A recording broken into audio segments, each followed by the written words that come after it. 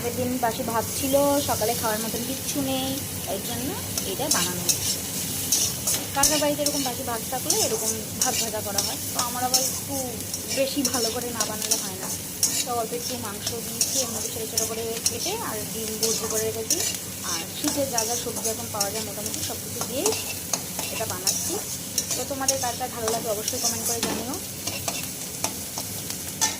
সবজিগুলো প্রায় ভাজা ভাজা হয়ে এসেছে সবজিগুলো। আমি সামান্য একটু হলুদ দিয়েছি, যেহেতু কোনো সস মস কিছু দেবো না, একটু সিম্পলভাবেই কিন্তু একটু টেস্টিভাবেই করবো, তবু সস দেবো না, একটু হালকা হলুদ দিয়েছি কালারের জন্য। আর এই যে আগের দিনের বাসি ভাত, তো সেগুলো দিয়ে দেবো এখন। তো এই যে আমি ভাতগুলো দিয়ে দিয়েছি, এবার এটাকে মিক্স করবো, কিছুক্ষণ একটু ভাজা ভাজা করবো। আর এর মধ্যে ডিমের ভুজি করে রেখেছি সেটা দিয়ে দেবো, এই যে, আর সামান্য একটু নুন, ব্যাস টেস্টের জন্য।